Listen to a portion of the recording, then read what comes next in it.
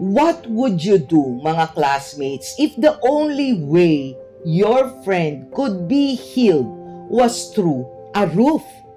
What if the room was packed, the door was blocked, the crowd refused to move, and the only path to Jesus was to climb, cut, and interrupt?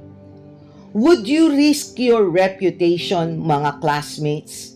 Would you risk being thrown out, mocked, or misunderstood? Or would you carry the stretcher anyway, mga classmates, to help your friend? In a world where people step back from inconvenience, a few bold friends chose to tear through the barriers for the sake of healing. But here's the twist, mga classmates. When the paralyzed man finally lay at Jesus' feet, Jesus didn't say, "Be healed." He said, "Your sins are forgiven." This is more than a healing story, mga classmates. It's a confrontation. It's about faith that breaks ceilings.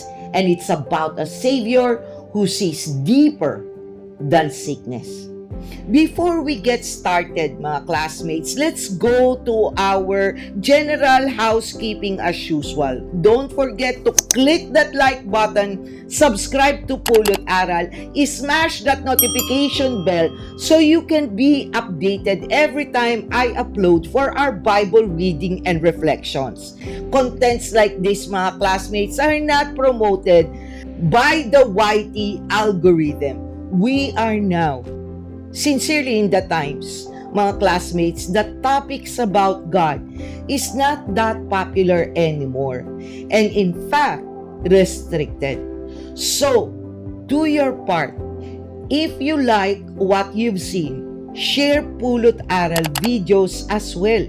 If you find that it helps you read the Bible and develop a more intimate relationship with our Lord. Mga classmates, I often say this, the reason I am insistent on spreading God's words is because I assume we love our neighbors and we want them to be saved, right? If this is not that important and not care, I will not be like a broken player, mga classmates, reminding you every video. Moreover, mga classmates, feel free to comment below and share your thoughts on the question that will be asked after each end of the video so that we can have a discussion in relation to our current life.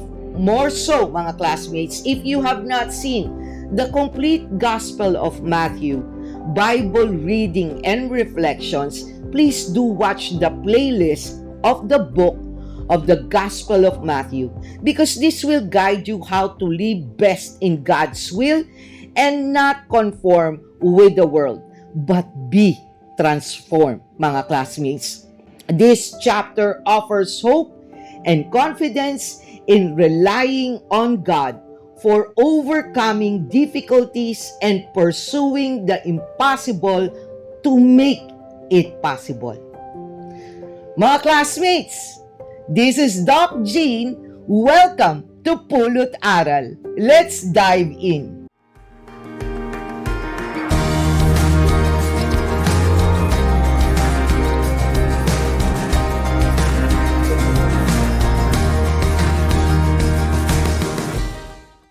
Before we begin, let's place ourselves in the presence of our Lord and pray.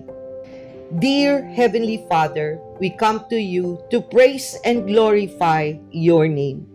May you grant us the grace to understand the truth of your words.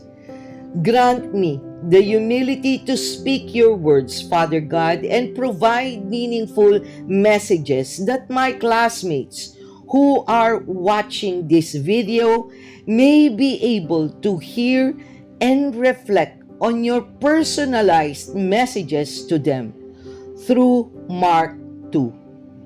Override my preparations, Father God, as I speak about the reflections for Mark 2. Do not allow Satan, Father God, to tempt us to use our Bible discussions for contention, division, and disbelief on your sovereignty and your ability to provide us what we all need. And all we have to do is to surrender, obey, and have faith in you.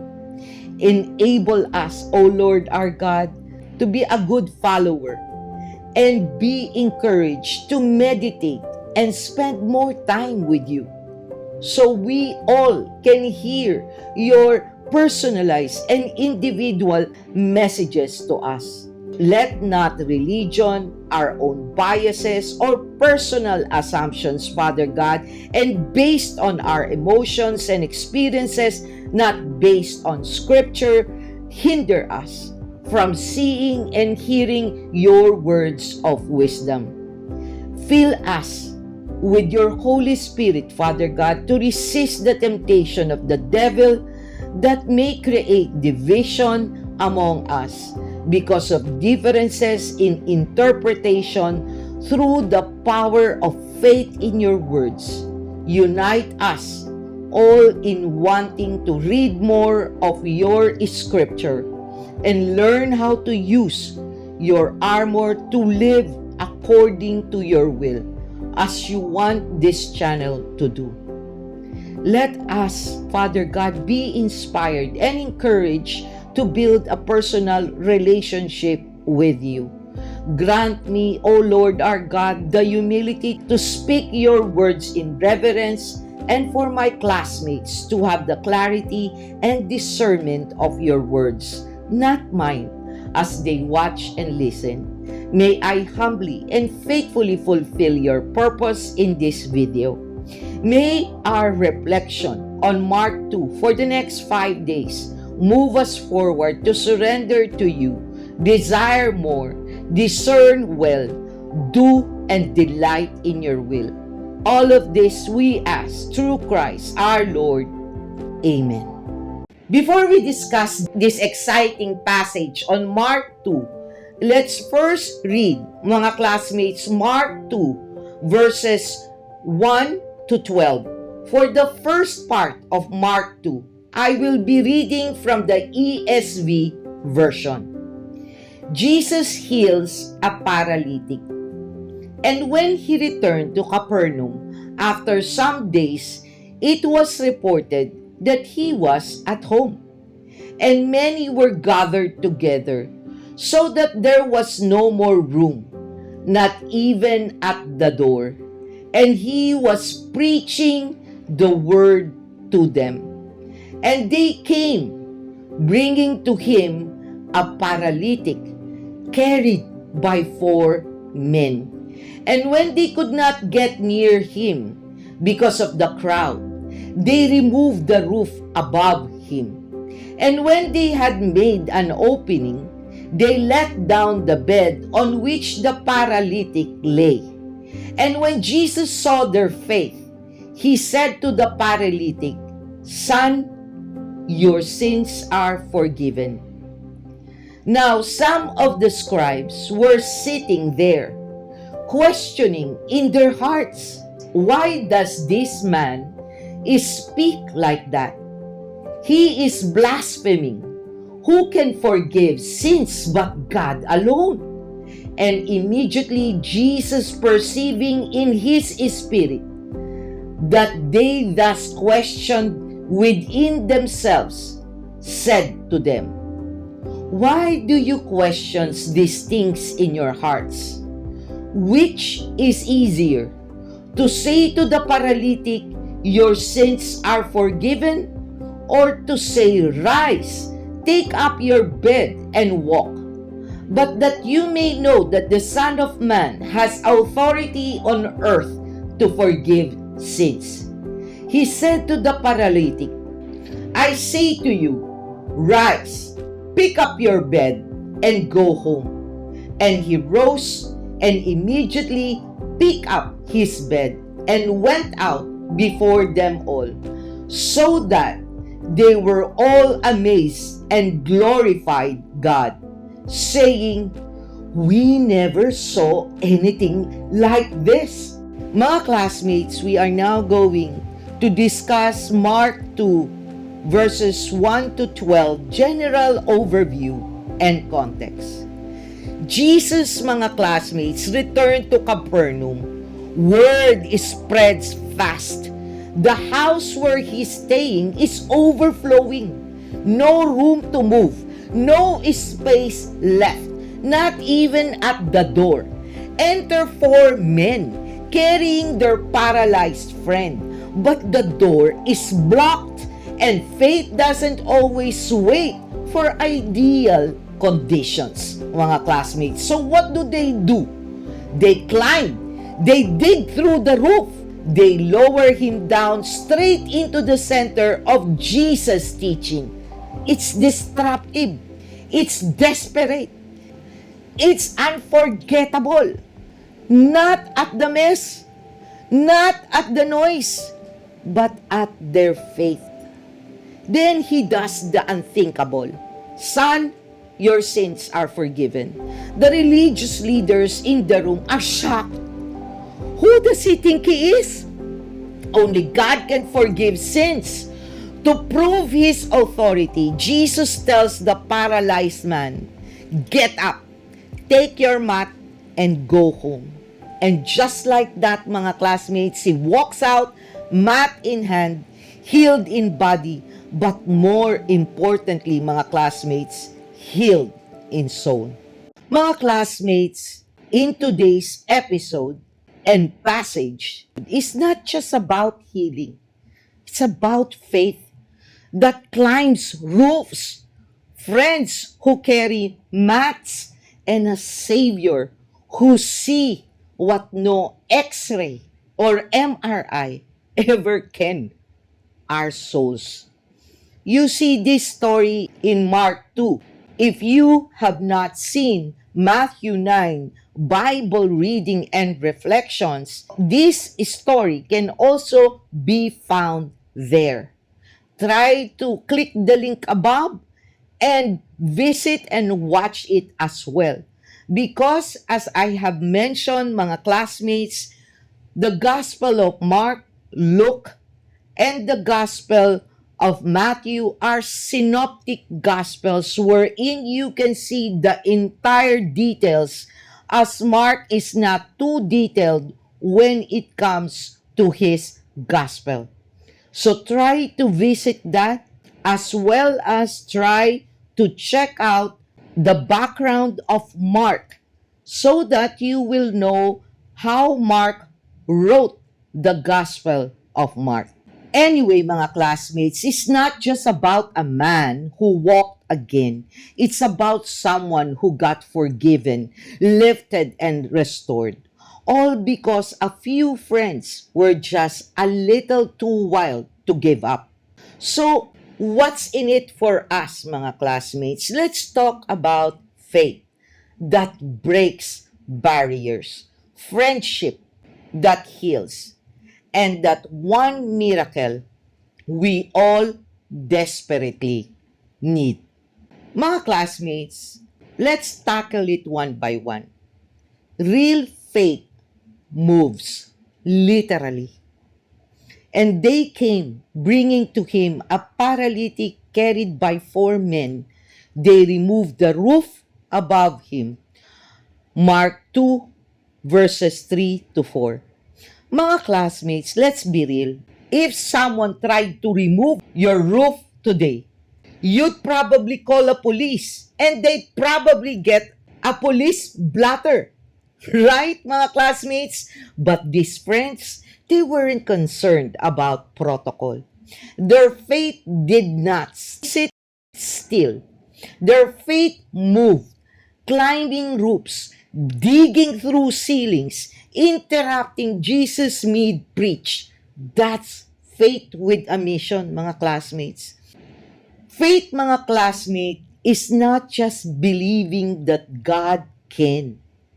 It's knowing that He will, and you will show up no matter what.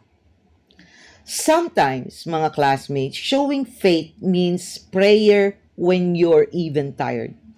Inviting your friend to church even if they roll their eyes.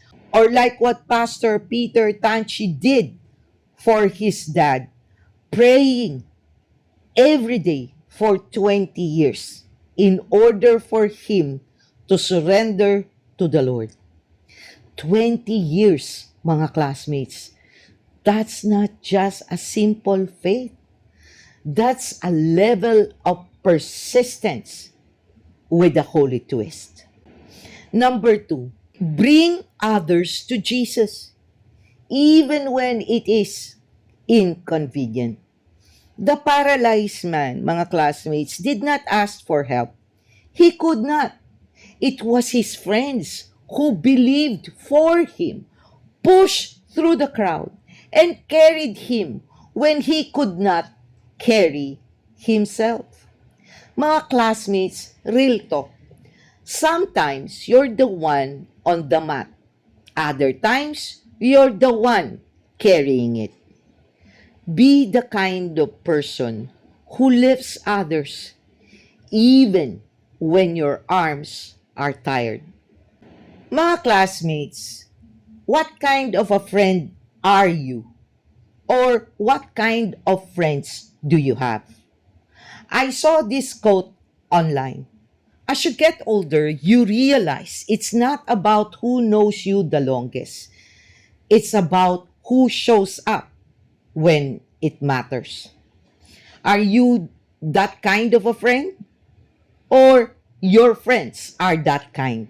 So ask yourself, who do I need to carry today?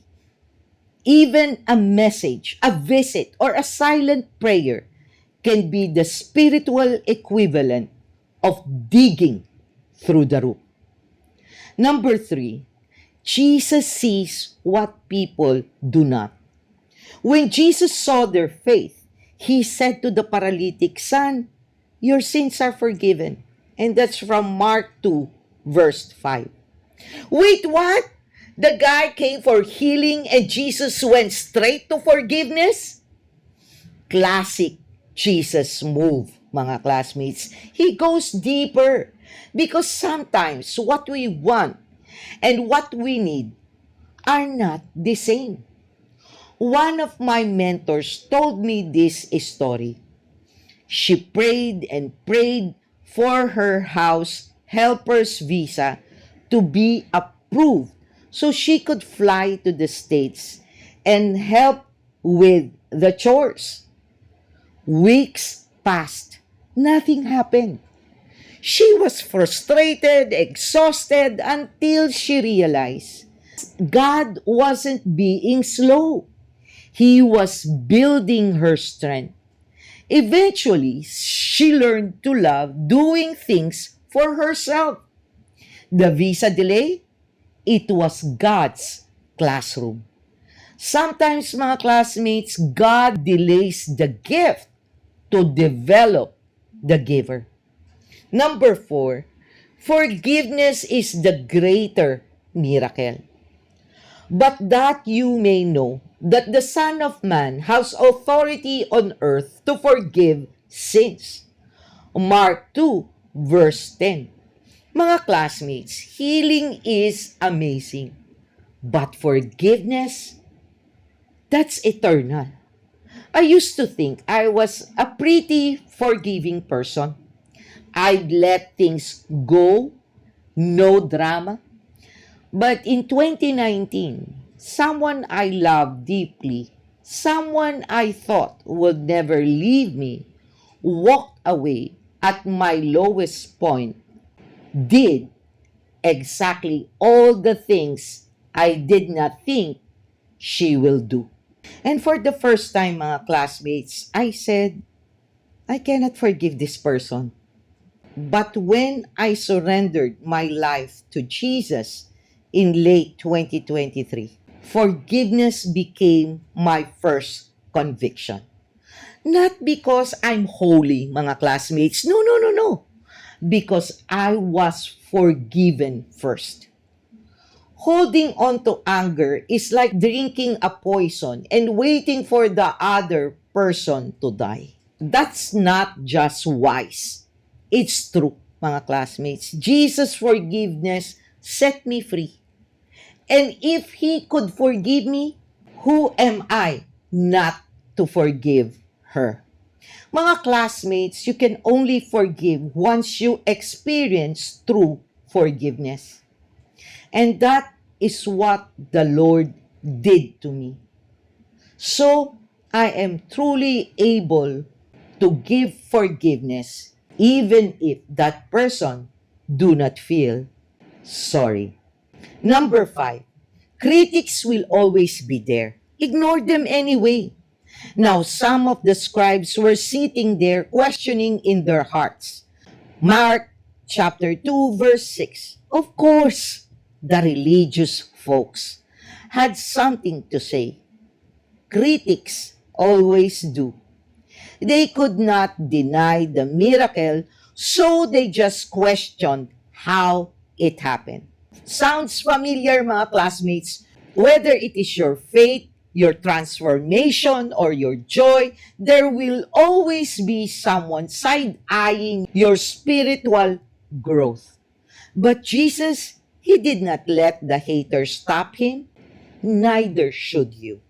So mga classmates, whether you're the one on the mat today or holding the mat for someone else, this story is for you. Let's recap, mga classmates, of what the message or lesson being given on this passage. 1, faith moves. 2, real friends are there for you, ready to carry you. 3, Jesus sees deeper. 4, forgiveness is the real miracle, mga classmates. And 5, critics, let God deal with them. When Jesus is in the room, roof can come off and hearts can be healed. So rise, mga classmates. If you're the one hurting, rise. If you're the one helping, rise. And if you're the one doubting, rise in faith. Jesus still says, I am willing. You are forgiven. Now, rise. Faith may climb roofs. Love may carry mats. But only Jesus can truly say, you are healed. And you are forgiven. Mga classmates, if you want to hear and see more from our Lord's own words, then I hope you will be watching the part 2 and the rest of the parts of Mark 2 over the next 4 days. We're diving deep into Mark 2. Ask yourself, mga classmates, who in your life needs you to carry them closer to Jesus right now? Post your answer below, mga classmates, and let's have a discussion. Thank you for joining me, mga classmates, in today's Bible reading and reflection from the Gospel of Mark 2, verses 1 to 12. Till next time, may God bless you all. Always stay safe and be healthy. This is Doc Jean. Bye!